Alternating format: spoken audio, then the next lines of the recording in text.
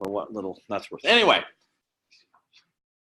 part of every path in the New Pathways program has an opportunity for a keynote speech. Presentation Mastery has a requirement for a keynote speech. So what really is a keynote speech? How do you structure this thing so you can make it work so that it really is a keynote speech and not just a, at the risk of offending people, a typical 7.5-minute speech that you've talked slowly so you could stretch it out for 20 minutes. That's not the intent of a keynote. Now, keynoting is a very interesting and important skill.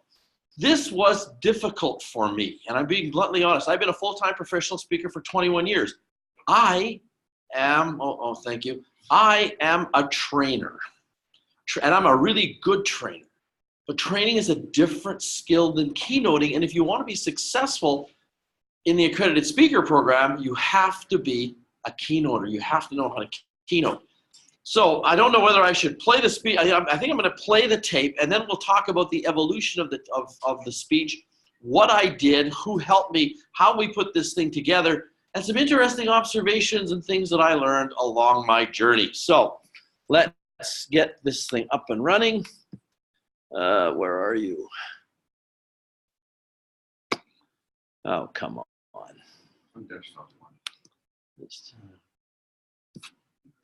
I don't want to share the desktop.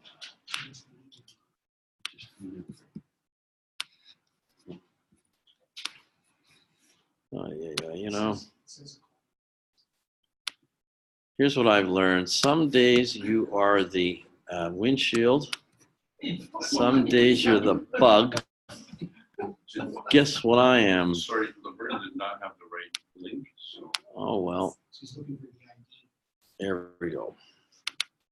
Just pop that up. Go back to Kim.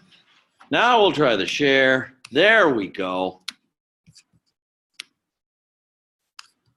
So what you're going to see is you're going to see the speeches in its entirety, including the introduction. And the introduction really is a key part of the keynote, even though you actually don't deliver it, but you need to create it. So here we go. Enjoy. Something's out for the screen. Challenges that necessitates the need to initiate change in order to save money, improve processes, and fully engage staff in order to create a culture of continuous improvement. Our speaker today is a recognized change expert with 15 years leading total quality management initiatives at Transform Canada and over 21 years of experience leading change initiatives in healthcare organizations across the United States and Canada. He helps organizations establish self-sustaining lean cultures. He is the author of the Lean for Healthcare series and is a contributing author to the Keystones and Cornerstones series of books. He received his Lean Black Belt in Healthcare from the Institute of Industrial Engineers in 2011. Michael Bayer is a member of the Canadian Association of Professional Speakers, Toastmasters International, the Society of American Magicians, 4 airline frequent flyer clubs, 3 hotel reward programs, 2 car rental frequent driver programs, and Costco. Today, Michael will share some of his insights about lean and how it can transform our organizations regardless of our business. Please help me welcome Michael Bayer.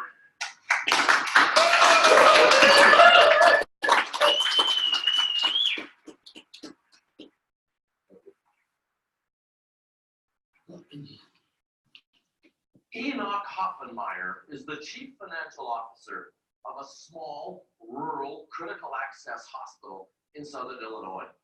He's poring over his year-end financial statements in preparation of presenting them to his board. He has a variance he can't explain. He's checked the numbers twice and 3 times, and no matter where he looks, he can't figure out why. He has an unexpected, unexplained $1 million over budget profit. Who wouldn't love to explain that variance to their board of directors? Carolyn Marlock is the materials management manager at a hospital in North Carolina. Her staff complained that the inventory management system they were using was both inefficient and ineffective. Supplies were being wasted because of expiry dates. Working with her staff, Carolyn developed a new inventory management system that reduced the amount of on-hand inventory and virtually eliminated expired supply waste, saving her hospital $350,000. Who wouldn't love to have a hardwired improvement process in their organization? Harry Selden is a phlebotomist at a hospital in Texas. So when Harry takes a blood draw, he would use a butterfly-shaped bandage. But Harry realized that these bandages were expensive. So he decided he would use a regular bandage unless circumstances dictated otherwise. In just 1 year, Harry saved his hospital $12,000 in bandage expenses. Who wouldn't love to have engaged employees like Harry on their staff? All of these savings were generated in small, rural, critical access hospitals, 25 beds or less, by clients that I have worked with who have developed successful, self-sustaining lean cultures of continuous improvement. So, what is lean? Well, folks, if you think that lean is a weight reduction program, you're in the wrong room. Well, first of all, lean is not an acronym. Lean merely describes the process of slimming down an organization, of eliminating waste, of improving processes, and creating a culture of continuous improvement. Lean is built on two basic principles. The first principle is nothing is done unless it's in response to the voice of the customer. The second principle is everything is done with respect. You don't do lean, you become lean. Lean is not slash and burn. Lean is not cutting staff and reducing. Lean is not a quick fix. Lean is a growth strategy. It's based on gaining market share by working smarter, not harder.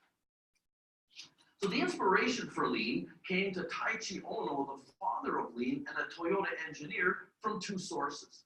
The first was the Ford Motor Company. So what did Henry Ford invent? Assembly line. No, not the car. Henry Ford invented the moving assembly line. So the worker would stand in one spot, the work would come to them, they would do their part, the work would move on, and more work would come to them in a continuous flow. The second inspiration came from Piggly Wiggly. Anyone here shop at Piggly Wiggly? My wife loves Piggly Wiggly. Whenever we drive south to North Dakota to shop, I guess you figured out I'm a Canadian, right? Yeah. Well, I always ask her, honey, where do you want to go shopping? And she always says, I want to go to Piggly Wiggly. But why do you want to go to Piggly Wiggly? She said, I think it's a funny name. But do you know the innovation that Piggly Wiggly brought to America? In 1916, Piggly Wiggly was the first store that allowed the customer to select their groceries. Before then, you would go in, you would tell the shopkeeper what you wanted, they would assemble and bag your groceries and hand you the bag. But Piggly Wiggly allowed the customer to select their groceries, virtually eliminating complaints about bruised fruit, dented cans, and almost expired dairy products. However, on hand that customers wanted to buy when the customer wanted to buy it. So you're asking yourself, how does a moving assembly line in an automobile factory and a self-service grocery store relate to healthcare? Well, think about the visit to an emergency room. The patient comes in, they register, they see a physician, they go for tests, they wait for results, a diagnosis is made, a care plan is developed and implemented, and then they're discharged. Now, at each step of this process, value is added by people providing a service to the patient. The challenge we have is we have to get the patient to flow smoothly through the process in a continuous flow, and to ensure that the service the patient needs is there when the patient needs it. If you've ever had to wait in a waiting room, you know that waiting is a waste of the patient's time. So, what really is waste? Waste is any activity that does not add value for the customer. And in healthcare, that is the patient. Waste includes all kinds of things, for instance, undue long wait times, being sent back to the lab for repeat tests because of lab errors, or showing up for a procedure only to find out that the procedure was canceled and the staff neglected to tell the patient. Now, waste is not the root. Now, waste is a symptom of a problem, not the root cause. Lean focuses on eliminating the root cause of waste. Dr. Don Burbick, the former CEO of the Institute of Healthcare Improvement, said, the level of waste in US healthcare is 50%. 50%. Imagine if we could just recoup 1%. What difference would that make to you and to your hospital? And ironically, the customer does not pay for waste. The hospital pays for waste by being less competitive. And the hospital can only gain that competitive edge back when it removes the waste. I recently interviewed a new nurse at a hospital client in Kansas. She told me that the biggest difference between her old job at her hospital and her job at the new hospital was the culture of continuous improvement. She told me that everyone is expected to look for opportunities to improve and then to make those changes happen. I asked her what her biggest challenge was. She told me her biggest challenge was knowing who was on call.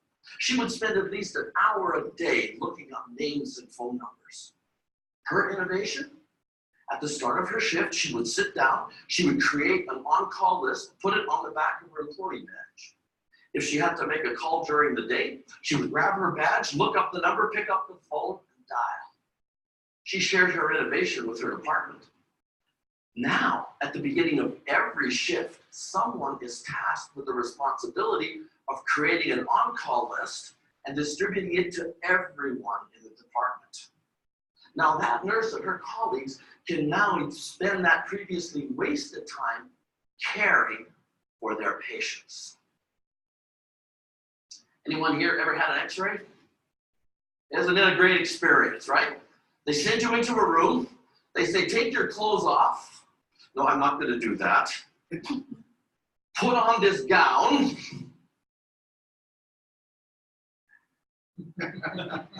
They bring you out, and they lie you on the apparatus, which feels like a piece of sheet steel that has just come out of a freezer. They contort you in the most uncomfortable possible position and say, take a deep breath and don't move.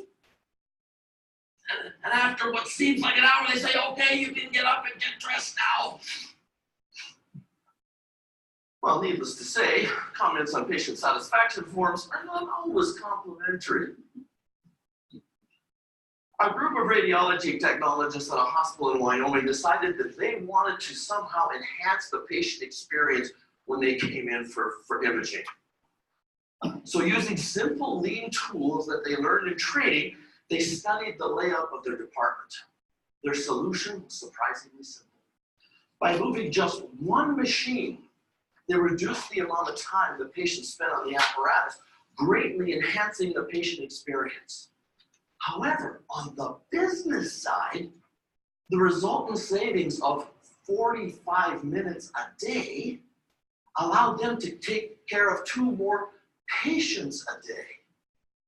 It increased revenue with minimal increased expenses, and the staff was not as fatigued at the end of the day because of the new optimized layout. All benefits because they eliminated waste, improve processes, and have a culture of continuous improvement. Now, I've been talking a lot about time and money, but it's not just about time and money. At a hospital in Nebraska, the dialysis unit is located at the front of the hospital. It has a separate entrance immediately adjacent to the main door of the hospital. There's parking spots in front of the unit, but these are prime parking spots and they're usually filled. This requires dialysis patients to sometimes walk long distances across the parking lot to come to the unit for treatment. The staff, empowered and inspired by a culture of continuous improvement, decided that they would do something.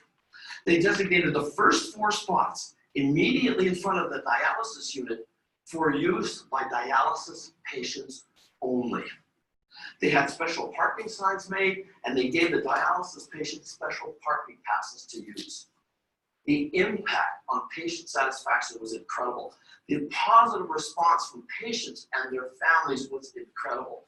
There was no financial impact here, but they listened to the voice of their customer. They eliminated that needless movement across a parking lot and had a big impact on the patient experience. So, remember that $1 billion I talked about at the beginning? How did $1 million show up on Enoch Hoffenmeyer's year-end financial statements? Well, when he started to examine his revenue streams, he realized and noticed that there was a sharp increase in revenues attributed to IVs that started at the beginning of the year and continued on through the rest of the year. When he dug deeper, he discovered why. The coders who were coding invoices for reimbursement noticed and felt that there may be some errors in the recording of the start and stop times on IVs. Working with the nurses, they found the error in the process and corrected it. And in the first month, billed an additional $80,000. Because the expenses were all properly reported, this represented $80,000 of previously unbilled profit, which over the course of a year resulted in an accumulation of $1 million. The stories I've shared with you this morning are typical stories and examples of what happens when we make the commitment to become lean. But to do that, we have to change our culture and we have to change our way of thinking. Albert Einstein said, we cannot solve our problems by using the same thinking we used when we created them. When we make a commitment to become lean, we notice an immediate change in the culture of our organizations. Everyone is empowered to look at processes, to eliminate waste, and to create a culture of continuous improvement for the benefit of the organization and its customers and its employees. So now that you know the benefits of lean and the value of having a culture of continuous improvement, what's preventing you from making miracles happen in your organization? So, what's your $1 million question? Is it how to save time and improve processes? Is it how to increase your patient or customer satisfaction? Is it how to save some money? Is it how to engage your staff? Is it how to hold your staff accountable? No matter what your question, lean is your $1 million answer.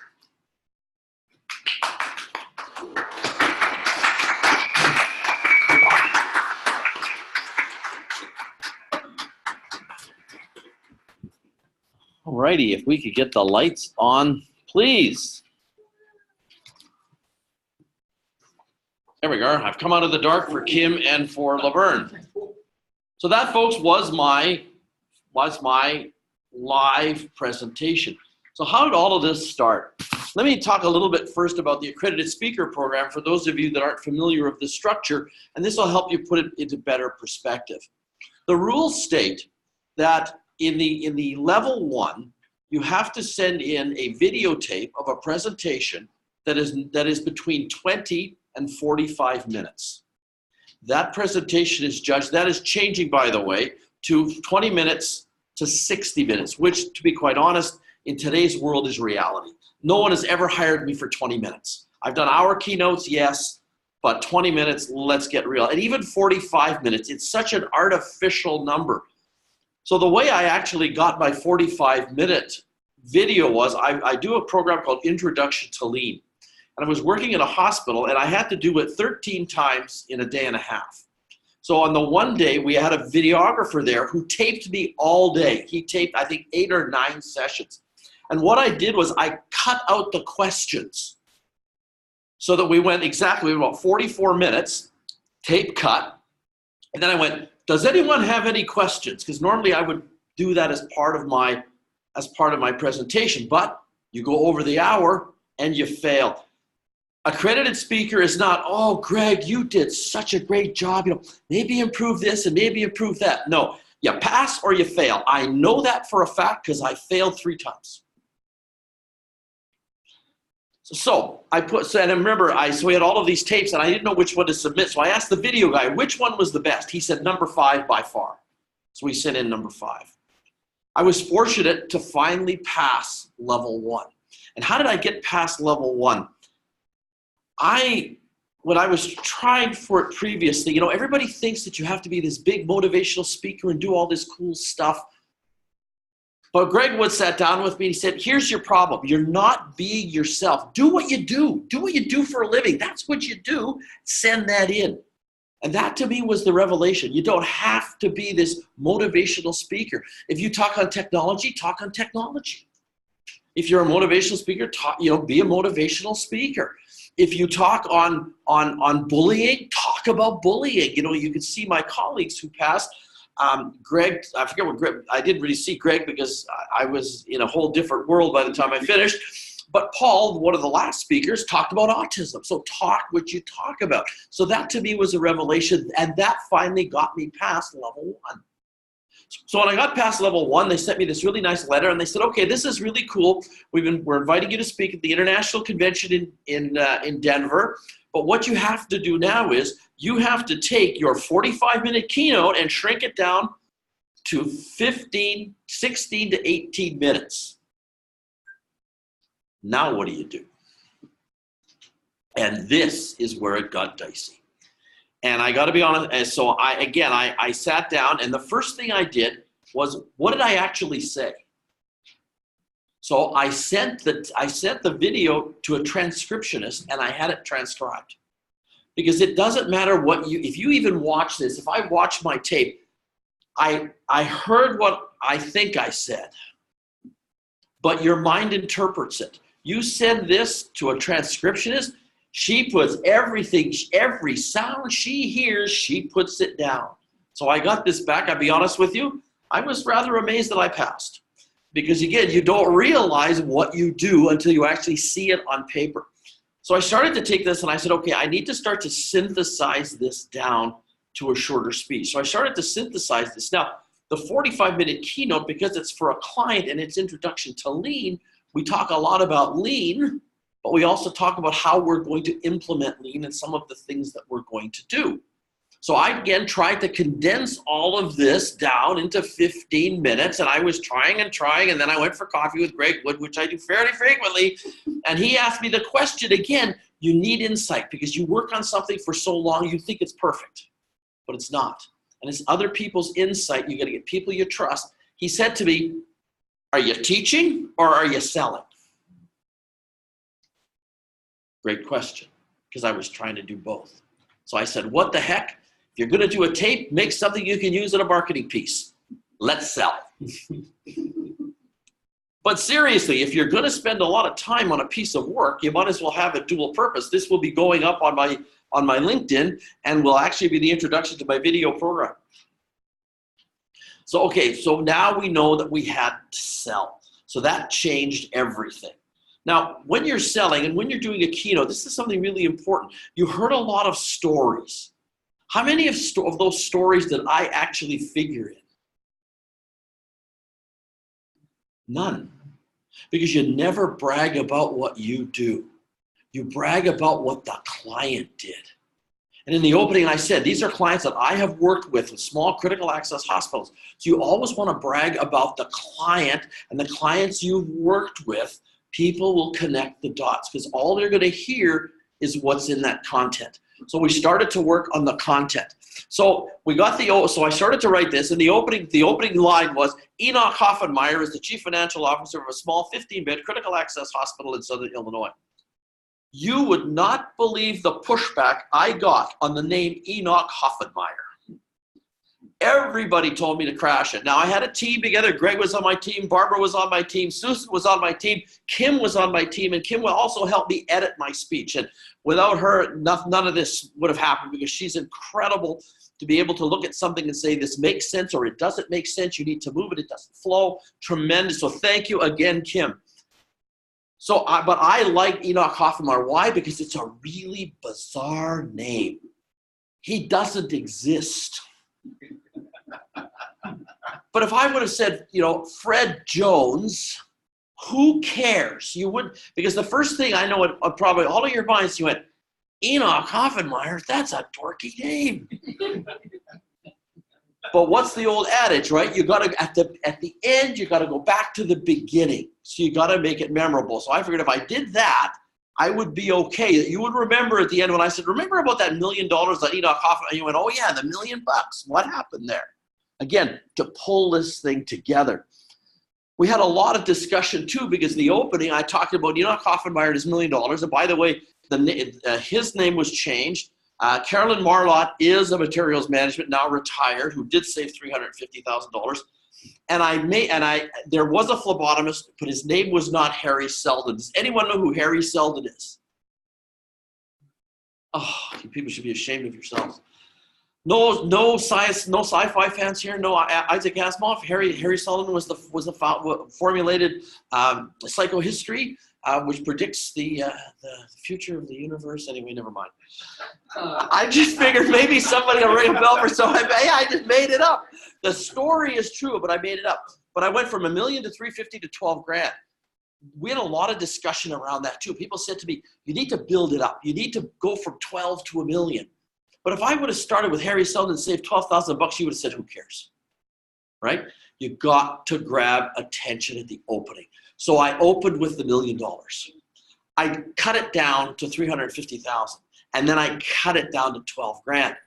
So the other important thing here is when I was constructing this that I was thinking of was, so the first thing's going to happen when you hear $1 million and you hear $350,000, you're going to imagine an organization the size of the Health Sciences Center or St. B, right? So you have to contextualize this because you've forgotten already that Enoch Hoffenmeyer works at a small critical access hospital, no more than 25 beds, which is why when I got the 3 examples, I repeated that. I know we had discussions about this, but it was really important again to emphasize that. Why? It really didn't matter for the AS. I'll be bluntly honest. But if you were speaking at a healthcare conference, so you got the little guys, the small hospitals, and that's my market, are sitting there saying, well, I can't save $1 million. I mean, you got a big tertiary hospital for that. But if I say, again, remind people that this happened in critical access hospitals, these guys start to listen very, very carefully. So it's about grabbing your audience and holding your audience. So that was the logic behind my opening. From there, we went to, so what really is lean? So we did the lean, we did the little funny shtick, right? You know, if you think it's a weight loss program, you've come to the wrong room. You've got to add some humor into everything that you do. But this is tough stuff to make funny. So we were desperately trying to do whatever we had to do. So we went in, we talked about lean. We talked about where it came from. We gave a little bit of history. We wanted to get some audience participation because that's important too. So what did Henry Ford invent, right? You hear the car, you hear the assembly line, no, the moving assembly line. So we got that. So again, we got a little bit of audience participation. The Piggly Wiggly story is true. My wife loves Piggly Wiggly. We were at a wedding in Nashville at Easter, and across the street was Piggly Wiggly. You'd think my wife walked through the pearly gates. Anyway, sweetie, I love you because she's probably going to watch this. But we wanted again to, the Piggly Wiggly thing about picking groceries. So it was very interesting because again, you've got to put a team together to help you. You have to listen to your team. You also have to listen to yourself. Because when I was practicing, I said this, they allowed you to pick your groceries. And guess who? Mr. Wood said, that's not right. He says, you've got to go like this. Because from the audience perspective, now you're taking something off the shelf. This is taking a ticket. So again, some logic around what's the stage movement. So that was very important to turn to the side. Again, always have to think, what's the audience going to see when we do this? So we did the Piggly Wiggly thing. And then now you've got Henry Ford, you got Piggly Wiggly. How does this relate to healthcare? How does a moving assembly line and self-service groceries relate to healthcare? So that's why I went into, okay, let's talk about how can we make the connection. We'll make the connection on an emergency room visit. Everybody knows about emergency room visits. And how can we give it that sense of movement? So again, we thought about it. Greg was a huge help with me for this. We said, okay, we go here and let's just go like this across the stage. Every step, a separate step. People will get the idea because in an assembly line, the part comes, you do the part moves on, more work comes. So we wanted to get the idea of the assembly line around stage. It got me to one side of the stage. And then to impact is that at each step, value is added by the people who were doing the work. So we really wanted to emphasize that. So very, very careful movement. One thing that drives me crazy about Toastmasters is you've got to move around. And some people give speeches like they're jackrabbits being chased by a dog. They're running back and forth across the stage because they're scared that an evaluator is going to say, oh, you've got to move. No, you don't. You got to move with purpose. You have to have a reason for moving. You see, I stood in one spot for quite a bit. I moved when I wanted to do emphasis. I moved when I wanted to get that motion in people's minds. So again, movement is important, but you've got to be careful for movement. So then I got to the bit about if you ever sat in a waiting room, you know that's waste. What happened then? Do you remember? I forgot my speech. I remember, because I went, and I went, oops, it's not what I thought, but I'm going to use that for the tape. I just failed. It's the first thing that went through my mind. Because this is a speech contest, you're out the door.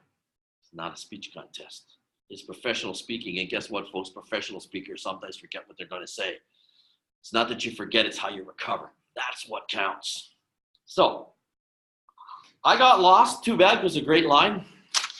However, what was the line? The line was, in healthcare today, we are stretched as far as we can go. There are no more budgets to cut, there are no more expenses to control, and productivity is at an all-time high. The only thing we can do is work better to eliminate waste, improve processes, and create a culture of continuous improvement by unlocking the potential that lean gives us. Yeah, thanks, Judy. It's a good line. It's a wonderful line, but well, when it's gone, folks, it's gonzo, and there's nothing you can do about it. Except you've got this great big Horkin clock in front of the stage. And I mean, it's a big clock. This thing is literally about yay big. Greg, it's huge, and it's ticking. So if you go under or you go over, are you going to pass? Because if you think in terms, DTS, which stands for don't time me, which is another reason I never want to get one. In a speech contest, you're eliminated if you exceed your times. This is professional speaking. The worst sin that you can do is to go over time if you're speaking, especially at a conference, because you'll screw up the whole conference. So one of the things you have to think, everything here is a test. So the time factor is a test. Right? And I was worried that I would be short because I knew I forgot something, but I didn't know how much I forgot. So I was watching that clock. Boy, that's why I really slowed down at the end. and you can see him. You watch it again, watch him look down the clock. Yeah, I look down there. Like, come on, you're not moving. Yeah. Has that thing got power? Change the battery, for God's sake. Anyway. But again, everything is a test because they want to see how you act as a professional speaker. And professionals stay on time because that's what you have to do. Anyway, so we got through that. Then we started talking about waste because Lean is all about eliminating waste. We talked about waste. We gave that Burbeck that 50%, the level of waste in U.S. healthcare is 50%. If you're a healthcare executive, that will stun you. Again, that's why I repeated the 50%. We really wanted to shock people because the whole idea of this speech is for somebody to come after and say, give me your card, we need to talk. And you just say, well, I have a contract here, just sign this and I'll be there next week. So we wanted to talk about, so when we established the level of waste, let's give some examples of waste and what people could do. So we talked about the client nurse in Kansas with the on-call list. Excuse me, and then we talked about radiology. So when we were originally putting this together, I thought, wouldn't it be funny if I got a hospital gown and actually put it on, right? Because the back's open. So you could go like this, you could say, am I going to radiology or the ICU?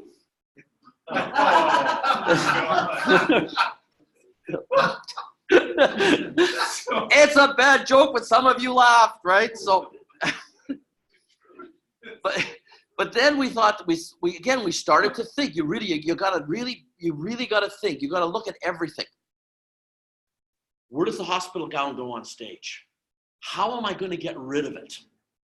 If it's on stage, are people going to constantly be looking at that to wonder what? First of all, before I use it, what is that and why is it there? And afterwards, is he going to use that again? It's not like a magician. A magician has a box or something, you finished your trick and poof, it's gone, right? And it's not that he's vanishing it, he just wants to get it out of your mind when he moves on to the next one. Yeah, that's a very technical magic term, dump box. I don't know if that's quite appropriate to speaking. So it was a lot of struggle with this. I actually borrowed from a client a 4XXX hospital gown and had it with me. But excuse me, I decided not to use it because again, it's just too much trouble. And sure as God made little green apples, if something goes wrong with a prop, now how do you recover? What do you do? So he's like, no, we'll just pretend to put it on, do the funny look, and away we go. So then we talked about the apparatus feeling like it was a piece of sheet steel that just came out of a deep freezer, and that they contorted you. Well, what you didn't see, because the camera didn't go down long enough, I'm a crazy sock guy, and I wear the craziest socks that I own. My wife does not approve of them, but that's not my problem. On the evaluations, which I'll share with you, 2 judges commented on my socks. What's the lesson? The lesson is they notice everything. They notice if you've got one pocket of your jacket tucked in and the other tucked out.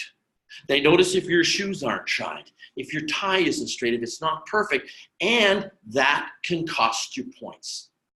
The judges see everything. Because when I saw that, I said, this is insane. What's this guy got in case, clown socks? Because they're actually wilder than the socks I wore when I was clowning. And it's all about what people notice. And we forget about that. If we want to be professionals, we have to look and act professional on that stage because we are being judged. And remember, this isn't, you did a good job, it's pass or fail. And sometimes you don't know why they failed you because they don't have to explain it. I have my evaluation forms. If you'd like to see them, I will pass them around later. I think you'll be surprised. All right. So then we talked about the radiology. So that was the radiology guys. And then we talked about the dialysis unit. Again, no sort of humor there. We talked about dialysis unit. And again, we talked, so because I wanted to make it clear to people that Lean is not just about saving time and money, but it's about patient satisfaction and what we can do for patients. So that's why I talked about that dialysis unit. And the line was, there was no financial impact, but the impact on patient satisfaction was incredible. They listened to the voice of the customer, respected their wishes, eliminated unnecessary movement on the patient's behalf, and had a major impact on the patient's experience. So we really wanted to emphasize that. Then I wanted to go back to the beginning. So I said, remember that $1 million I spoke about at the beginning? And people kind of, Myers financial statements, and everybody went by that dorky name he talked about at the beginning, which is why I used it against most people's advice. So we talked about the process again that the client went through to discover the error and what the client did. It's really important to remember that if you're giving a keynote and you're doing stories, you are never the hero. The client is always the hero. If anything, you're the villain. Like I tell my clients, when people complain about doing stuff, blame everything on me. Because that's what I get paid for. I'm the bad guy. You are the good guys. So we talked about this. We talked about how that $1 million showed up. And by the way, if you want documentary proof, I can get the documentary proof that they saved. They had $1 million that they didn't budget for at the end of the year. Boy, were they happy. And then we talked then to sort of wrap it up. We talked about, so then to wrap it up, to take a little bit of credit, right? Because you want to shine the spotlight back on yourselves, because what you want is people asking you for your business card and your phone number. All of these stories I've shared with you today are typical examples of the changes we experience when we become lean, when we change our culture, not me, not we. We had the Einstein quote, which I really love. And then the closing challenge to people to say, so what's your $1 million question? Is it this, or this, or this? Whatever your question is, lean is your $1 million answer. So again, to invoke action on the audience's part to call me. So that's the keynote, a bit of the anatomy to let you know we did 7 versions of this keynote before I got on stage. It was a writing process that was incredible. I guess many of you know that I am a speech contest junkie. I've lost a lot of speech contests, and I'm proud to say I've lost at every single level in the international speech contest. What you have to do, if you're really serious about this, is you have to apply what I call speech contest discipline. And speech contest discipline is about sitting down, writing it out, editing the heck of it, putting a team of people together that you trust, working with them, but listening to yourself as well, because you've got to be true. I tell people when I do facilitation skills, when you're on stage, you're at the pointy end of the stick. It doesn't matter what anybody else tells you. If you're not comfortable in your own shoes up here, it never becomes about your audience. So you've got to be true to yourself, but you really have to be disciplined. There are 1,944 words in my speech because I had a word counter on all the time when I was writing and editing. Why? Because years ago, I was in a speech contest. God, this is 20 years ago probably now. And it was the year Tony Berkovic won. For those of you that remember our dear late friend Tony, it was very sad. Tony was a great guy. But it was the year he won, and I was in the district contest. And somebody came up to me afterwards and said, I loved your speech. You spoke a little quickly. How many words? And I said, I don't know. He said, I figure 1,100. I said, okay, that's cool. So I went home that night, pulled it up on the word processor, said, how many words to word count? And word count said 1,102.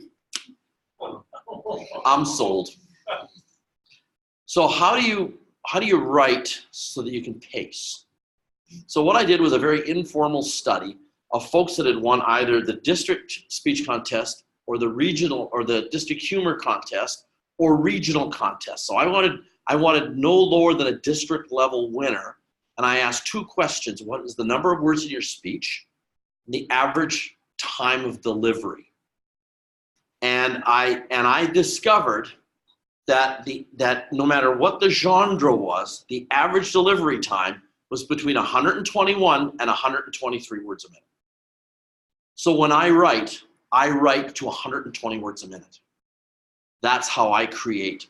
My speech was a little, I could have used another 120, 150 words, probably would have been okay. If I wouldn't have forgot that dang sentence, I would have been fine. But you really have to apply that, and you constantly have to massage this. You constantly have to wordsmith this because it doesn't have to be perfect. Daniel Lamont, when he was here, the great world champion public speaking, accredited speaker, said to us, there's a difference between the world championship of public speaking and professional speaking. In the World Championship, it has to be perfect, otherwise you're out. If you're 100% letter perfect when you're on the big stage as a speaker, you'll be judged a phony, because we all make mistakes. And I know this is going to horrify my Toastmasters audience, and I hope you can sleep tonight after you've heard this. But folks, occasionally we all say and ah. Take it easy, Jenny. Yeah, I'm sorry. I know. I apologize. I apologize. Now that does not mean that you have to sound like Justin Trudeau. Yeah, but you don't have to sound like the politicians or worse, a hockey player. Yeah. I'm not even going to go there. Anyway, but you really have to apply that. So as you're preparing for your keynotes as part of your journey along pathways, you keep, again, you can do what you want with my ideas, but this is just what I did. Because, the really important thing that you want to do a really good job on that 20-minute speech is that that's the minimum requirement for a taped, paid speech for your accredited speaker designation. So there's no sense wasting your time. You might as well start to work towards that. And even maybe it's not good enough or you can't sell it. The experience that it gives you will boost your confidence and boost your abilities. You'll know what to do. I want to talk a little bit about the introduction. I was torn. The introduction that I used, the bit about four airline frequent flyer clubs, 3 hotel reward programs, 2 car rentals, and it's either Costco or Sam's Club, depending on where I am, because sometimes there's no Costco, but there's a Sam's Club. It always gets a laugh. And I didn't know whether or not I should use it. Should I introduce this bit of humor in or not? So I said, what the heck, let's try it. So I put it in, and I was really grateful that the introducer came to us beforehand with our introductions, and he wanted to be coached on how to deliver it. So because sometimes the introducer will take it and he'll go like this. Enoch Hoffenmeyer is the Chief Financial Officer. Please help me welcome Greg Wood.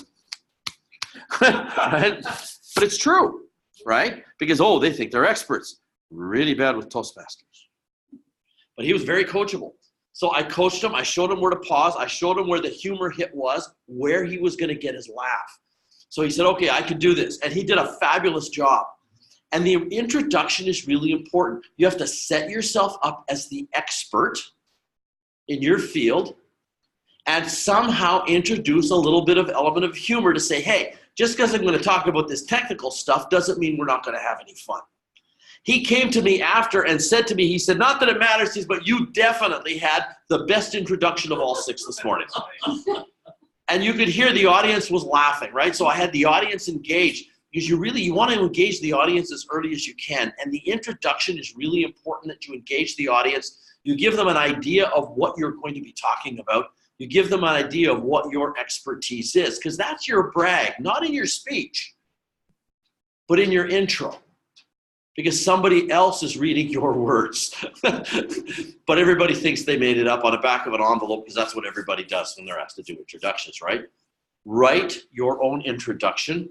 Make sure that you coach people. I used to use a line called, he ranges from the inspirational to the irreverent. And if you don't coach people, you will get from the inspirational to the irrelevant.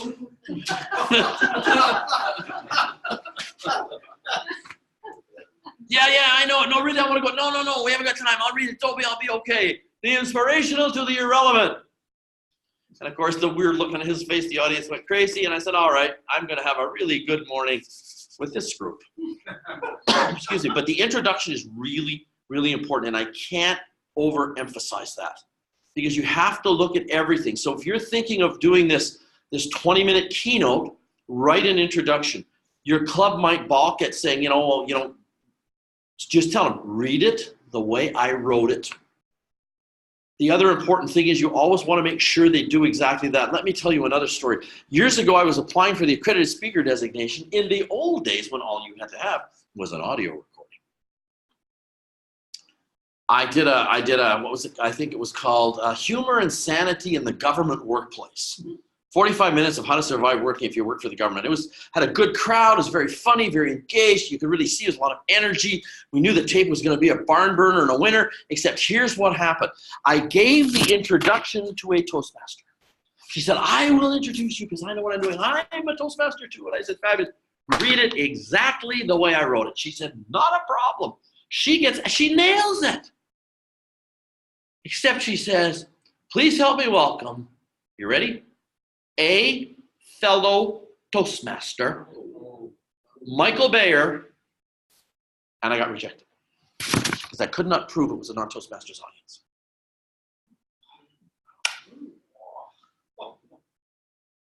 Stuff happens. Very careful what you do. Very careful so you don't, again, it killed me because it was a really good tape, but because of those 3 words, I was disqualified. So, I've been talking for way too long. Does anyone here have any questions for me? Mike, how do you feel between when you left this room and the first time you did it without your notes and did eventually get your AF? Well, that's a great question, Warren. I don't know how to answer that. You know, I did a lot of rehearsals that were script rehearsals. Excuse me, I traveled a lot. On the same day, I did a script rehearsal in Sioux Falls, South Dakota, and Sioux City, Nebraska. Didn't realize they were 90 miles apart. But I was doing script rehearsals because you've got to get the script down first. You've got to have something to say. So I was doing the script rehearsals because I was still doing a lot of editing. And finally, I got to the point was, you know, so far ahead of the presentation, you have to cut it off. So we cut it off. No more changes. That's it. Straight practice now. So it's all about now the delivery, movement, and everything else. I got to be honest. When I walked off stage, I didn't think I was going to get it. I really didn't think I passed because I knew I made a flub. I knew it was kind of obvious if people were paying attention, and the judges do. And I really didn't think I was going to get it. I was fortunate that I didn't have the experience Greg had, because what they've done is with the elimination of the quarterfinals live, Championship of Public Speaking quarterfinals. Yeah, he presented Friday night and got a phone call Saturday morning to show up in a suit. We were finished about 11:30-ish. And we had an appointment with the chief, a confidential appointment with the chief judge at 1 o'clock. So all I didn't do was eat lunch. I did not sleep. Yeah. Yeah. $50 that I didn't eat lunch. But then I found out I got it, and I couldn't believe it. I couldn't believe when Dilip told me, he handed me my evals. He said, "Congratulations! I don't know what to tell you. You got it." And I didn't know what to feel. I didn't know, and I was just elated. But you can't tell anybody. Right? So, you know, the 6 of us kind of huddled and we all patted each other on the back. I phoned Barbara, I phoned Greg, and Cheryl Roush came and said, "Did you get it?" I said, "Well, I can't tell you that." I said, "It's confidential." You know? If I tell you, you think I'm blabbling all over the place. We were there. You guys didn't know. And You left. but I can't, there's no way on God's green earth I could keep a straight face for a day and a half with you and Laverne and, you know, so I said, that's it. So I left. I left the hotel and I went back to my hotel because I didn't stay there. The Bombers were on TV in Denver, right? The Bombers, Friday night CFL football. Perfect. Ordered a pizza, watched the game. That's back when they were playing football. Yeah. Yeah. So anyway, so and then I came back I came back Saturday morning late-ish because again, you can't tell anybody. And they announced it at the World Championship of Public Speaking is where they make the announcements. I think you probably figured it out when you saw when you saw us sitting in the front row. I think you guys had it figured out by then. But technically we didn't tell you, and it was very hard to keep a straight face. I just figured I got to take off. But I was worried that I didn't get it. I figured, you know, I probably have to go to Paris next year and do it again. Fortunately. Yeah, I know. I have a question about delivery and content. Now, there's always a balance when you're doing a keynote or any speech about having your content and the delivery. So in your mind, now that you've actually have a credited speaker, what is the balance between the delivery and the content? That's easy to answer. People don't pay you for delivery. People pay you for content. People pay you for expertise. Stephen Covey, who, you know, The 7 Habits of Highly Effective People, brilliant book. Anybody ever hear him speak? No. Okay, please watch Water Evaporate, because that's more. Covey was not a great speaker. He had great content, but he really wasn't a great speaker. So people pay for content. So you worry more about your content and then about your delivery. And if you're passionate about what you're doing, if you do what you do, which was my mistake, you're passionate about it. And your delivery comes. You get excited about it. You want to tell people all this cool stuff, right? So your delivery comes, but content is the king, because that's what people pay for in the real world. I'm just curious about a really potentially small detail. A couple of times, and maybe this is just because you knew that you just bid or just trying to get into it, but you look like you could do with a sickle wheel. Mm-hmm. So my question is, on something like this, where you are trying to get the accredited speaker, where there's a lot of pressure, there's a lot of things that they're looking at. Something, if you're going to make the stage your own, so if you had water somewhere so that you could get it, I mean, all that stuff I would think would be showing that you're in control, that you know what you need. How do you think? Do you think that's a reasonable assertion, or do you think that that might be a drawback or a sign of not being? That's a great question. If you were doing, like, maybe if you were doing an hour, I could see that maybe you'd want water or something like that, and it would have to be somewhere and, you know, well organized. I felt for 15, 20 minutes, you should be able to do 20 minutes standing up, have the drink before you go on. Because they're Backstage. serving Evian backstage. There's what? Evian.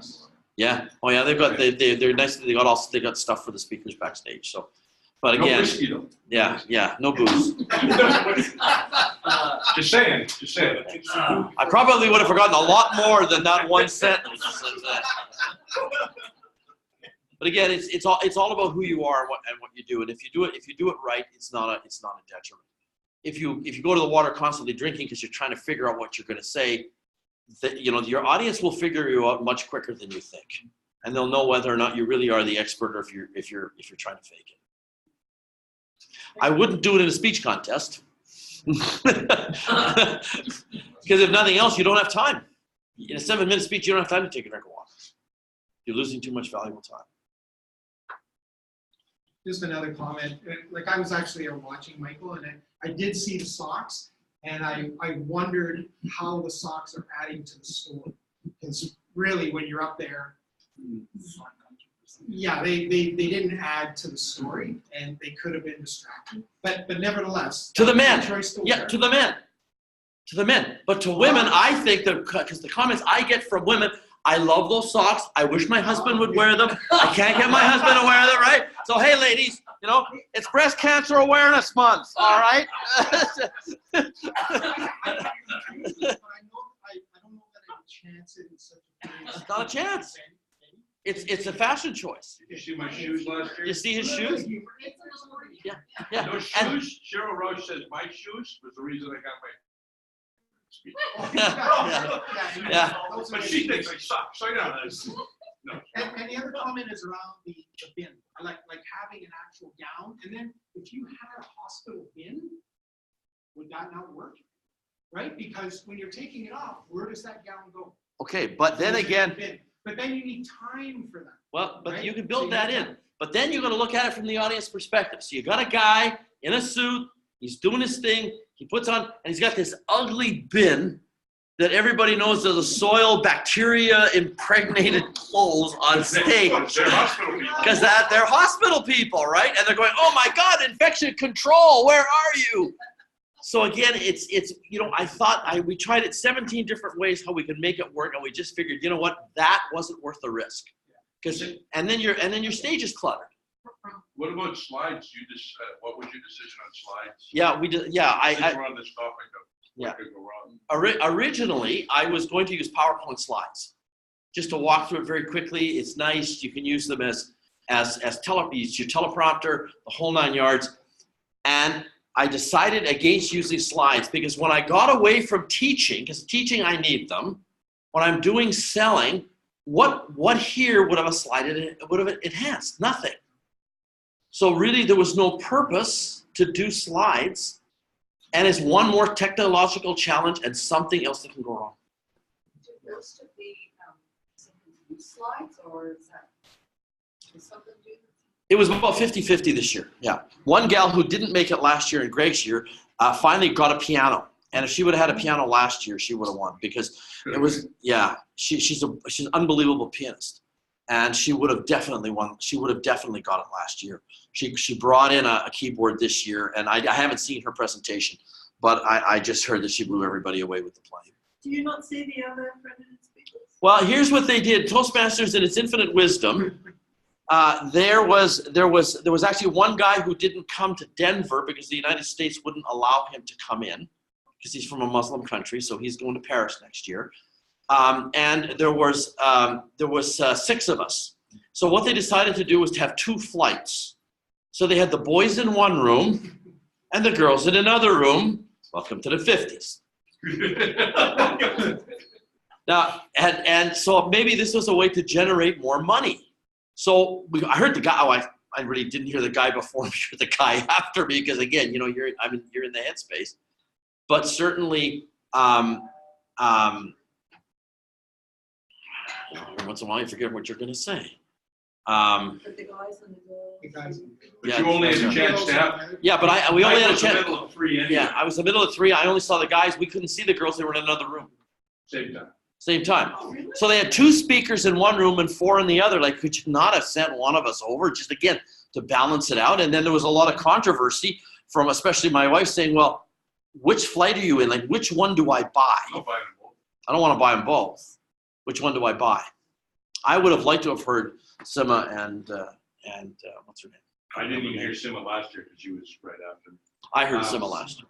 But she didn't deserve it, which is why she didn't get it. But the yeah, I did. We were there, and there were 9 of us. And I heard 9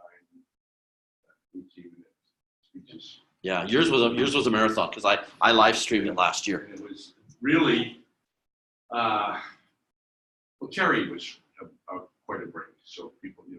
Terry was hilarious. Good, but it was I think it's too long, to hear everybody else. It's nice to hear everybody else, and it was good to look at them and know and realize Greg, who got his this year, and Sima got, they both did not get theirs last year when I was there.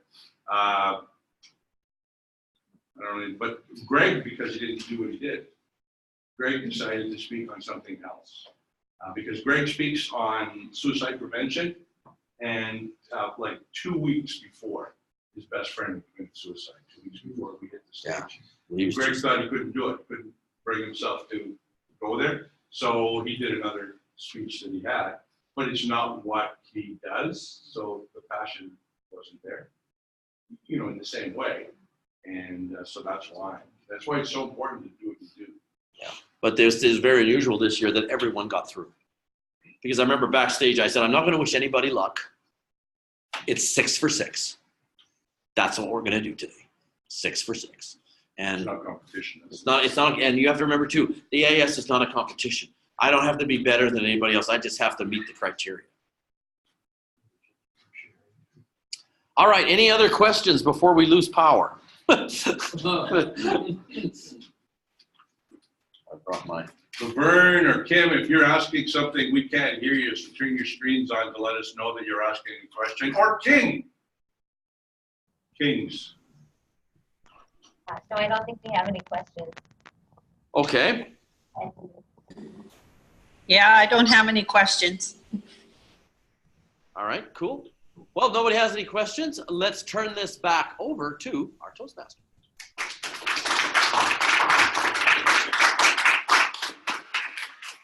All right. Thank you very much, Michael. We've come to this portion of the meeting. We're going to take a little bit of a break. It says 15 minutes. If we can do 10, then take a break for 10 minutes and come back here at 25. About to click on it.